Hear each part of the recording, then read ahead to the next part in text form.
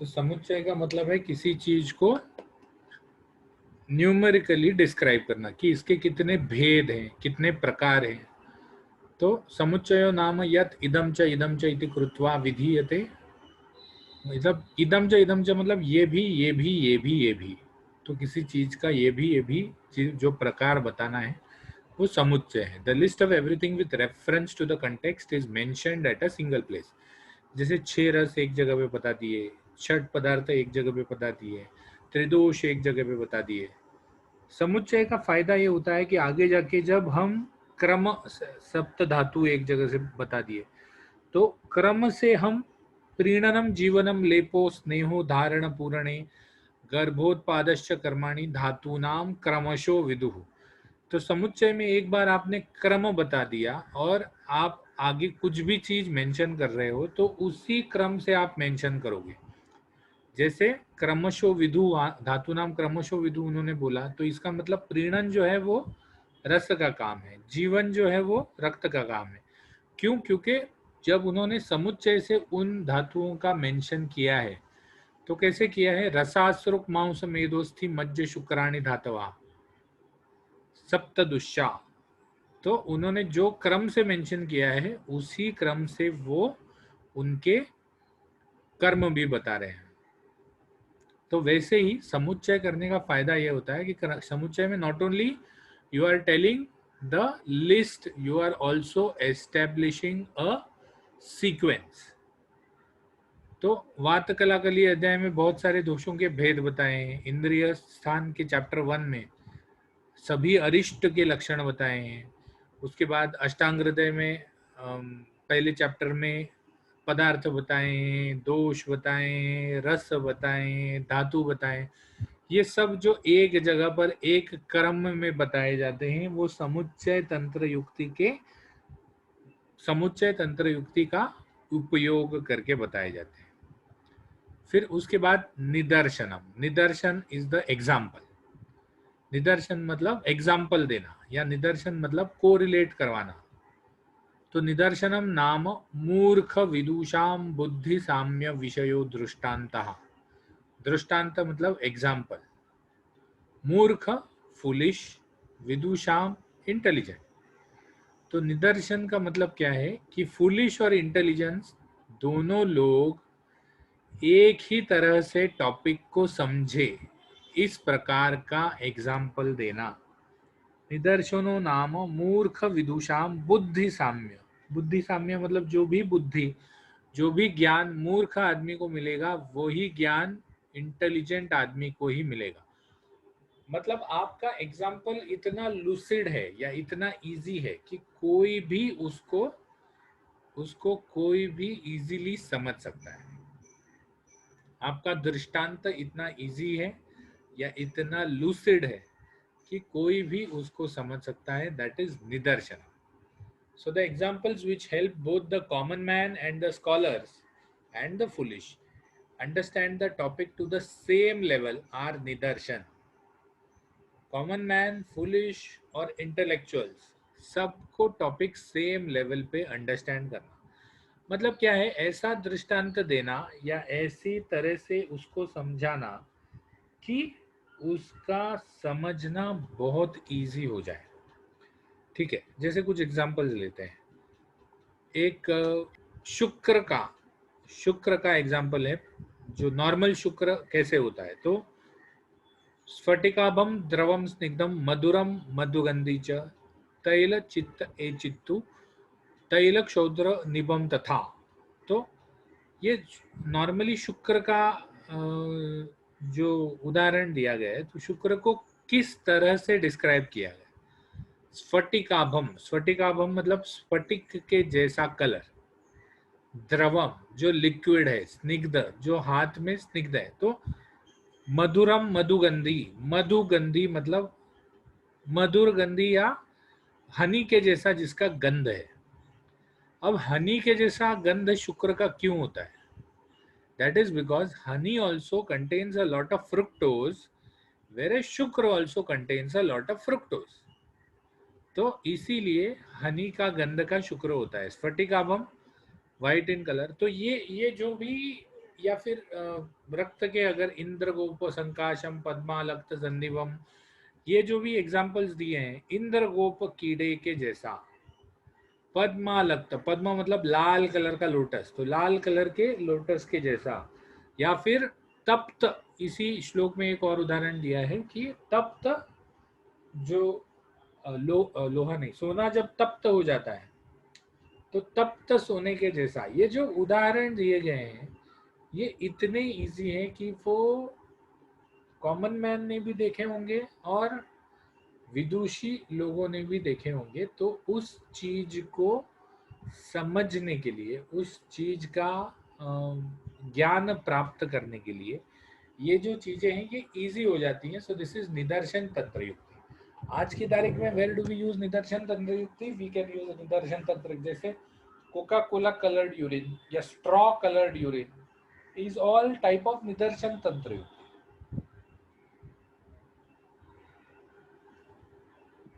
Coca Cola is something which you have seen, I have scene.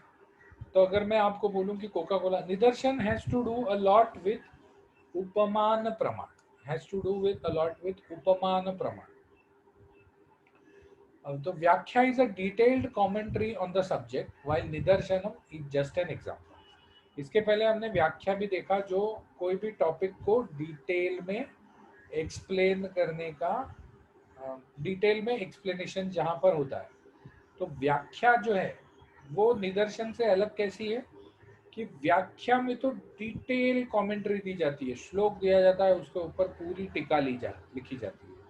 जबकि निदर्शनम में कुछ ज्यादा नहीं किया जाता, जो भी एग्जाम्पल दिया जाता है that is just one single example. It is a short and sweet way to make you understand और make you have knowledge about that particular concept. तो ये हुआ निदर्शनम। उसके बाद निर्वचनम। निर्वचनम नाम पंडित बुद्धि गम्यो दृष्टांता। तो निदर्शनम सबको समझने वाला दृष्टांत था या सबको समझने वाला था। निर्वचनम सिर्फ पंडित या बुद्धिवादी लोगों को ही समझ में आता है। तो निर्वचनम का क्या मतलब है? निर्वचनम का मतलब है एटिमोलॉजी, या वो शब्द जो है वो कैसे उत्पन्न हुआ है। अब फर्स्ट ईयर में आपने सीखा होगा कि जो भी शब्द उत्पन्न होता है उसके पीछे उसका धातु होता है, उस धातु का अर्थ होता है। ठीक है, जैसे भूमंडल या भू, भू ये किसको, ये भू मतलब वो कुत्ते वाला भू नहीं, भू मतलब धरती। तो भूमंडल या भू जो हम धरती को कहते हैं, ये भू कैसे उत्पन्न हुआ? भू भवाहा इस धातु से उत्पन्न हुआ है। तो भवाहा मतलब जो उत्पन्न होती है या जो अस्तित्व में रहता है उसको भू धातु से संबोधित करते हैं। या फिर जैसे जैसे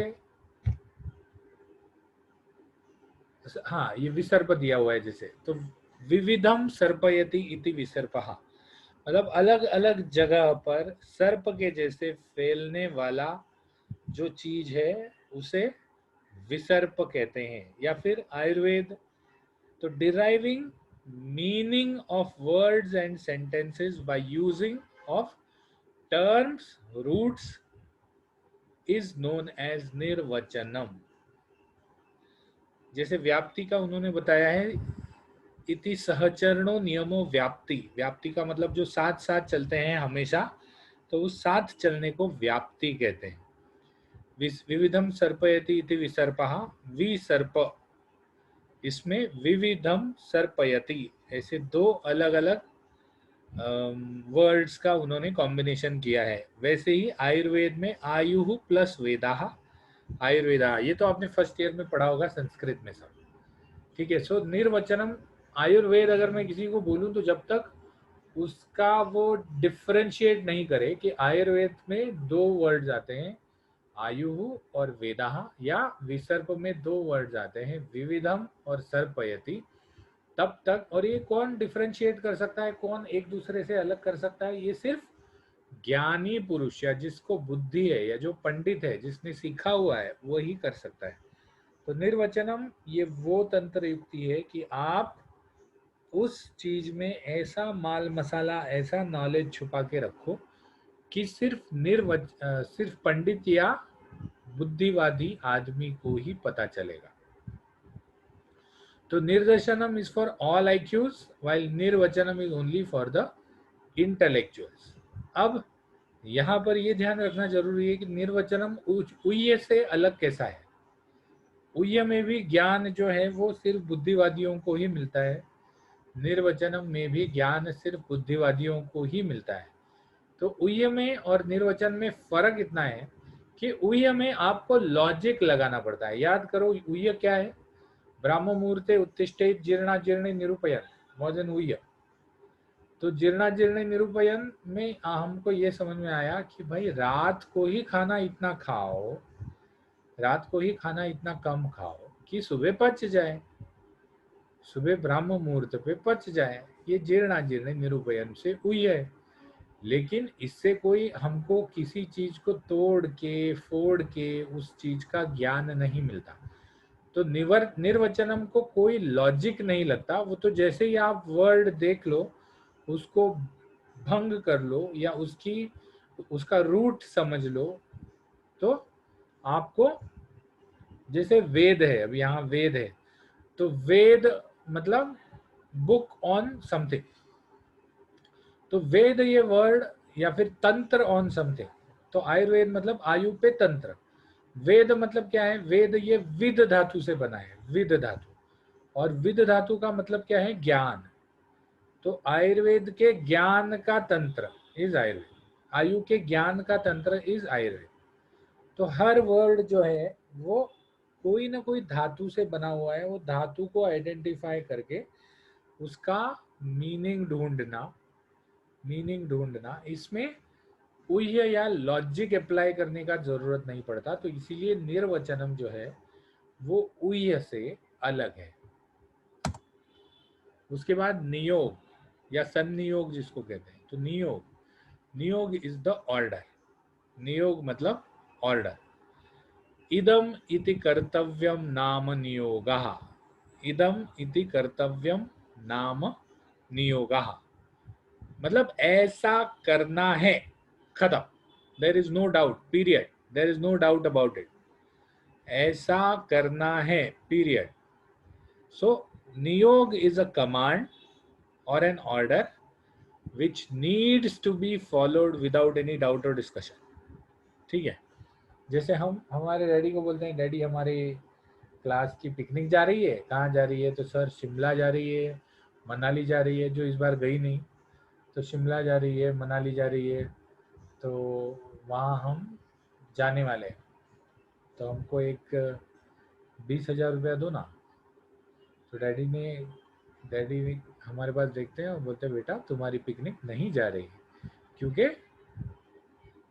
मतलब he gives you a command or he gives you an order that you are not going for the picnic, खत्म, without any doubt, without any discussion. So that is a type of niyog where it is generated by so much experience. It is generated by so much experience that there is no doubt or discussion possible. जैसे स्वेद विधि में चरक ने बोला है कि स्वेदन करते समय भले आप चेहरे का या भले आप सर का भी स्वेदन करते रहो। नॉर्मली जब सर्वांग स्वेद करते हैं तो तब तो गले के ऊपर का पार्ट तो स्वेद पेटी से बाहर ही रखते हैं। लेकिन अगर आप सिर का भी स्वेदन कर रहे हो, जैसे नस्य के पहले कर रहे हो या और किसी चीज के पहले कर रहे हो, तो आंखों को एट ऑल टाइम्स उस स्वेद से प्रोटेक्ट करके रखना है। At all times the eyes should be protected from the स्वेद। तो चरक ने ये बोल दिया, it is a command, it is an order, क्योंकि इट हैज, आप ये नहीं बोल सकते कि चलो आज मैं करके देखता हूँ क्या होता है। और इन द नॉर्मल कोर्स भी अगर आप देखो तो आंखों को स्वेदन कैसे दिया जाता है। आंख में अगर कुछ चला गया या आंख में अगर कुछ पानी ज़्यादा आ रहा है या लाल हो रहा है, तो हाउ वी गिव स्वेदन टू द आई। हम कोई कपड़ा ले लेते हैं, वो मुंह में डालते हैं, उसमें जोर से फूंक मारते हैं, वो थोड़ा सा गर्म हो जाता है, फिर उससे स्वेदन देते हैं। तो आंख ये ऐसा जगह है ही नहीं जहां पर स्वेदन अपेक्षित है, जहां पर स्वेदन एक्सपेक्टेड है। तो इसीलिए आंख को हमेशा स्वेदन से दूर रखना चाहिए। तो नियोग में भी कोई उय नहीं होता, नियोग में भी क्यों, कहाँ, कैसे, ये कुछ नहीं होता। नियोग इज एन ऑर्डर।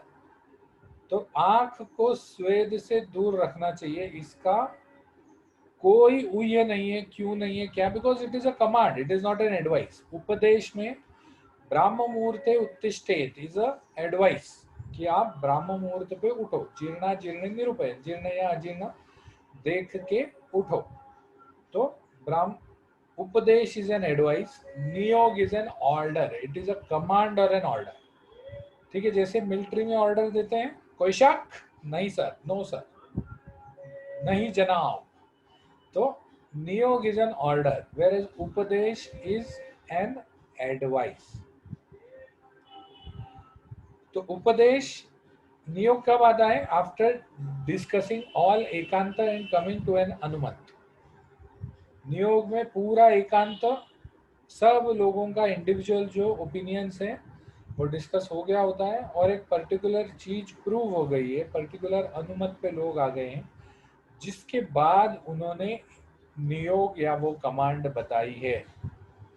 तो नियोग इज डिफरेंट फ्रॉम उपदेश, नियोग इज डिफरेंट फ्रॉम उपदेश because Upadesh is an advice and Niyog is an order. Upadesh is an advice which can be faltered,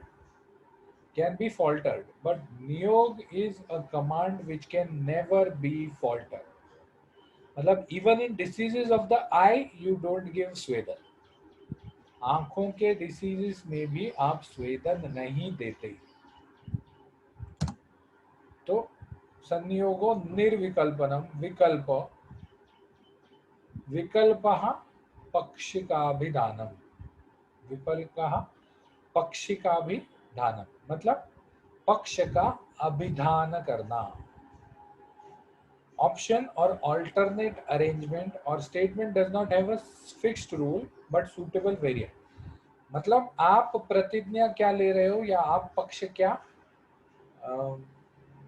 क्या प्रेजेंट कर रहे हो कि I am going to prove that this thing can cause either this or this or this or this, either this or this or this or this. ठीक है, तो ये हम पक्ष ले रहे हैं, मतलब we are not proving one thing, we are not proving one thing, we are proving that this particular thing can cause either of these four or either of these two, या तो ये होगा या तो ये होगा, तीसरा कोई चीज नहीं हो सकती। ठीक है, जैसे एकम शास्त्रम वैद्यम अध्यात्मकम वा सौख्यम च एकम यत् सुखम वा तपम वा वंद्यश्चैको भूपतिर्वा यतिर्वा एकम कर्मम श्रेयसम वा यशो वा। तो कहते वक्त क्या कह रहे हैं? एकम शास्त्र मतलब शास्त्र एक है, वैद्यम अध्यात्मकम वा मतलब बाद में दो ऑप्शन बता रहे, तो मतलब या तो आप वैद्यक में जाओ या तो अध्यात्मक में जाओ, लेकिन इन दोनों से को छोड़ के तीसरा को दूसरा कोई शास्त्र नहीं। सौख्यम च एकम, सुख अगर आपको प्राप्त करना है तो उसका एक ही, अगर आपको सुख प्राप्त करना है तो उसका एक ही ऑप्शन है, सौख्यम च एकम यत सुखम व तपम व। सुखम व मतलब या तो आप गृहस्थ आश्रम में जाओ और ठीक तरह से गृहस्थ आश्रम को पार कर लो, या फिर आप तप करो और सभी सुख से मुक्त हो जाओ, आप जो परमोच्च सुख है उसको प्राप्त हो जाओ। वंदे शय को, एक ही आदमी को नमस्कार करना चाहिए। भूपतिर्वा यतिर्वा, भूपति मतलब राजा, यति मतलब ऋषि, मतलब या तो राजा को नमस्कार करो या तो ऋषि को नमस्कार करो। राजा को नमस्कार करोगे तो राजा आपको अच्छे अच्छे भेंट देगा, राजा आपको ठीक से रखेगा, राजा को मान दोगे तो वो भी आपको ठीक तरह से वो आपके साथ ठीक तरह से बर्ताव करेगा। और यति मतलब ऋषि, ऋषि को अगर ठीक तरह से वंदन करोगे उसका अगर, तो आपको आशीर्वाद दे जाएगा, फिर आपको किसी और चीज की जरूरत नहीं है। तो they are trying to prove or they are trying to say that how you can get a particular thing, but they are giving you two options, they are giving you two options, they are not giving you one option. जैसे इसका और एक उदाहरण है कि वो एक था, क्वचित धर्म क्वचित मैत्री क्वचित अर्थः क्वचित यशः कर्माभ्यासा क्वचित चेति चिकित्सा नास्ति निष्फला। तो वहां पर वो प्रूव क्या करना चाहते हैं, या वहां पर उनकी प्रतिज्ञा क्या है? उनकी प्रतिज्ञा यह है कि चिकित्सा नास्ति निष्फला। लेकिन वो चिकित्सा नास्ति निष्फला, चिकित्सा कभी भी निष्फल नहीं होती, ये किसी एक चीज से प्रूव नहीं करना चाहते। वो प्रूव करना चाहते हैं कि कभी कभी धर्म का क्वचित धर्म, क्वचित अर्थ, कभी पैसा मिलता है, कभी पुण्य मिलता है, क्वचित मैत्री, कभी मैत्री हो जाती है, क्वचित धर्म क्वचित अर्थ क्वचित मैत्री क्वचित यशः, कभी सक्सेस नाम हो जाता है, और कर्माभ्यासा क्वचित चेति, कभी कभी आपकी प्रैक्टिस हो जाती है, you are able to practice on the patient. तो अल्टीमेटली विकल्प is trying to prove a प्रतिज्ञा, और ट्राइंग टू प्रूव अ प्रतिज्ञा by two or more different ways, trying to, or two or more different variants is विकल्प। Okay, तो इन अष्टांग हृदय चिकित्सा ज्वर के पूर्व रूप में बताया है कि ज्वर में अपतर्पण चिकित्सा देनी है, या तो आप लघु आहार दे दो, या तो आप उसको बिना आहार के रखो, या तो आप लघु आहार दे दो या बिना आहार के रखो। तो मतलब उन्होंने ये तो बता दिया कि अपतर्पण चिकित्सा देनी है, तो अपतर्पण चिकित्सा कैसी दी जा सकती है? या तो लघु आहार दे दो या बिना आहार के रखो। लघु आहार किसको देना है? Why they are giving you this alternatives is, जो आदमी पहले से ही वीक है, पहले से ही दुर्बल है, वो आदमी बिना खाने पीने के नहीं रह पाएगा, चक्कर आके गिर जाएगा, तो इसीलिए उनको लघु आहार देना है। और जो आदमी कफ प्रकृति है, या जो आदमी बलवान है, उनको आप बिना खाने के भी रख सकते हैं पूर्ण अपतर्पण पे। तो उन्होंने इसी तरह से विकल्प यूज किया है, बहुत सारी चीजों में विकल्प यूज किया है।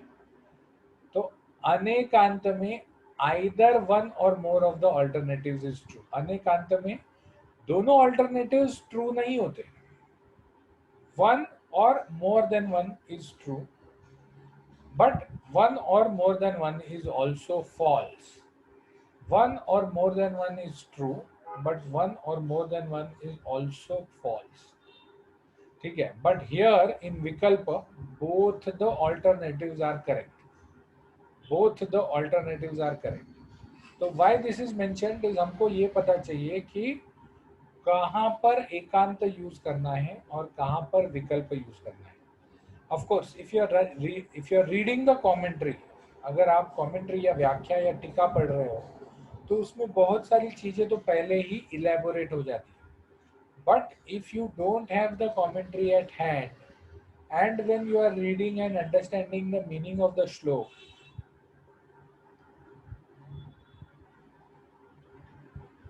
there it may be that you need to understand which of the tantra yuktis is to be used. Okay, so we have 10 minutes left. What I will do is I will give you the link of attendance, so that side by side you can take the attendance also. Okay, so by that time we will complete this chapter. विकल्प के बाद प्रत्युत्सार। प्रत्युत्सार का मतलब है, प्रत्युत्सार नाम परमत निवारणम। परमत निवारणम मतलब मैंने कहा कि ये ऐसा ऐसा होता है, मैंने कहा कि ऐसा ऐसा होता है, तो मैंने उसके हेतु दिए, मैंने उसका उपनय करने का दृष्टांत दिया, उसका उपनय करने का कोशिश किया, निगमन करने का कोशिश किया, और उस चीज को मैंने कंप्लीट किया। तो सामने वाले ने मुझे बोला कि नहीं नहीं सर, ये ऐसा नहीं हो सकता, आप ये हेतु कैसे दे सकते हो, ये हेतु तो गलत है, क्योंकि ये हेतु ऐसा है। तो he is trying to contradict me, he is trying to contradict me, he is trying to contradict either my nigaman, he is trying to contradict either my hetu, he is trying to contradict either my drishtanta. तो या तो मेरे हेतु को, या तो मेरे दृष्टांत को, या तो हेतु और दृष्टांत के को रिलेशन को, जो निगमन हम करते हैं, उपनय और निगम जो हम करते हैं, उसको, उस को रिलेशन को कॉन्ट्राडिक्ट करने का कोशिश करता है। तो इस कॉन्ट्राडिक्शन को दूर करना, परमत को दूर करना, इस कॉन्ट्राडिक्शन को दूर करना इज नोन एज प्रत्युत्सार।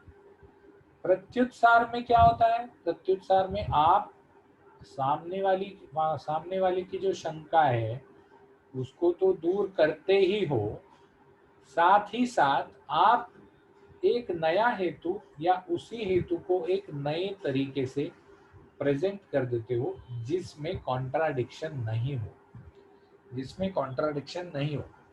तो जैसे चरक संहिता में सूत्र स्थान में 5वें अध्याय में ओरिजिन ऑफ ह्यूमन बॉडी पे डिस्कशन हुआ। ओरिजिन सूत्र स्थान में नहीं, शारीर स्थान में। तो ओरिजिन ऑफ ह्यूमन बॉडी पे डिस्कस हुआ। जैसे अच्छा नहीं, ये करेक्ट, ये सूत्र स्थान में ही हुआ है। तो जैसे वायुर्वेद ने कहा कि body and diseases are made out of ras, Hiranyaksha ने कहा कि नहीं, atma is not made out of ras, therefore diseases are made out of karma. तो ये एक आदमी ने अपना हेतु बता दिया कि भाई रस वाले सब जो भी रोग हैं वो रस वाले हैं, तो इसीलिए रस से ही शरीर बनता है, क्योंकि शरीर में ही रोग होते हैं। तो ये उन्होंने एक हेतु दे दिया। दूसरे ने परमत निवारणम, उसने बोला नहीं भाई, आत्मा कहाँ रस से बनता है। तो उसने उसके पुराने जो रस वाले मत है उसको कॉन्ट्राडिक्ट किया, और फिर अपना मत आगे रखा कि नहीं, ये जो है रस से आत्मा नहीं बनता, तो इसीलिए आत्मा को होने वाले रोग कर्म से होते हैं, इसीलिए सभी रोग जो हैं वो कर्म से होते हैं। मतलब वो जब उसने ये कहा तो उन्होंने सामने वाले के जो हेतु है उसको कॉन्ट्राडिक्ट किया और अपने कर्मज थियरी को सामने रखा। तो परमत निवारणम और अपना मत को आगे रखना इस प्रत्युत्सार। ठीक है, उसके बाद आता है उद्धार। उद्धार मतलब कंक्लूजन। उद्धारो नाम परपक्ष ईषणम कृत्वा स्वपक्ष उद्धरणम। परपक्ष ईषणम स्वपक्ष उद्धरणम मतलब दोनों पक्षों पे अच्छी तरह डिस्कशन करके, या तो परपक्ष को मैंने एक्सेप्ट कर लिया, या तो सामने वाले ने मेरे पक्ष को एक्सेप्ट कर लिया। मतलब the discussion has coming to an end and all the parties have concluded which of the parties has been able to describe or prove the topic properly. So refutation of the contradictions and emergence of the sublime truth is known as conclusion. तो एक और ये शारीर स्थान वाला है। यहाँ पर discussion हुआ था कि आत्मा जो है वो मन और शरीर से अलग है, मन और शरीर से अलग है। तो उन्होंने पूरा डिस्कशन किया। लास्ट में जब पुनर्वसु ने सबके ये सॉल्व कर दिए कि नहीं, ये शरीर और आत्मा भिन्न भिन्न चीजें हैं, तो तब सबने एग्री कर लिया कि शरीर, मन और आत्मा ये तीनों चीजें अलग अलग हैं। तो उद्धार comes after conclusion and has a lot of अनुमत बिहाइंड इट। सभी लोग एक ही टॉपिक को अनुमत एग्री जब कर देते हैं तभी उद्धार पॉसिबल है, तो उद्धार means the conclusion of the topic of discussion. अब लास्ट में आता है संभव। संभव इज द रिलेशनशिप। संभवो नाम यत् अस्मिन् उपपद्यते स तस्य संभवः। मतलब दो चीजों में जो रिलेशनशिप है उसको जानना संभव है, जैसे अगर मैंने भग्न कहा, भग्न इज फ्रैक्चर, तो where all fracture can occur. रस धातु में हो सकता है? नहीं। मांस धातु में हो सकता है? नहीं। अस्थि धातु में हो सकता है? हाँ। शुक्र धातु में हो सकता है? नहीं। तो संभव इज द प्लेस और the relationship between two things. तो अगर मैं संभव भग्न कहूं तो ये संभव ही नहीं है कि अस्थि छोड़ के दूसरे कोई धातु में हो। तो there is a close relationship between two things, that is संभव। अगर मैं कहूं पिंपल्स या नीलिका, नीलिका इज मेलास्मा, तो मेलास्मा हुआ है, तो अगर मैं melasma, I am describing melasma and I am describing that कि लेप लगाना चाहिए, तो लेप लगाना कहाँ चाहिए? लेप लगाना चाहिए मुंह पे, बिकॉज नीलिका या melasma is not possible at any other place other than the cheeks or the butterfly appearance on the cheeks. So that is why when we say one word, automatically the other word comes to our mind. That is because of the sambhav or the relationship between two words. So sambhavas tantra yuktayah, we have completed the part of tantra yukti. That is how we have completed the last chapter of Siddhi Sthan also. So now what we will do is we will move to the attendance part. I hope all of you have given attendance. So let me just check how many of you. So from next time, next lecture, when is it? Next lecture is, 1 minute, let me see. आज Wednesday है, Thursday पे नहीं है, Friday पे है। तो Friday we will take, Friday छुट्टी ना, 2 अक्टूबर, क्या पता छुट्टी डिक्लेयर हो या नहीं हो। तो Friday we will take revision of some topic, and Monday से हम सेमिनार चालू करेंगे। मंडे और Wednesday 2 days we will have seminars. So what I'll do is I'll put up 5 minutes topic for the first 4 roll numbers and the next 4 roll numbers. So we can have 5 minutes, that is 20 minutes of seminar, and thereafter 20 minutes of discussion on the topic.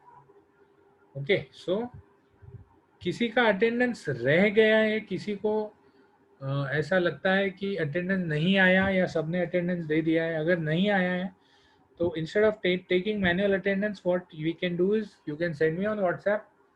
वैसे मैं पढ़ के सुना ही देता हूँ. I will just 1 minute, less than 1 minute remaining. तो I will just third year attendance अगर कंप्लीट नहीं हुआ और अगर आपको लगता है कि I won't be able to take, I think so.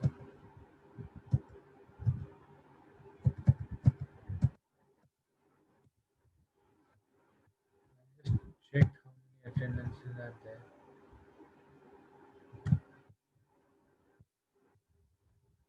So we have a count of 54 attendances, जबकि 36 ही अवेलेबल हैं अभी. तो एनीवे सबके अटेंडेंसेस आ गए होंगे, किसी ने डबल भी डाले होंगे. So thank you so much for attending this lecture and have a nice day. We meet again on Friday if Gandhiji permits.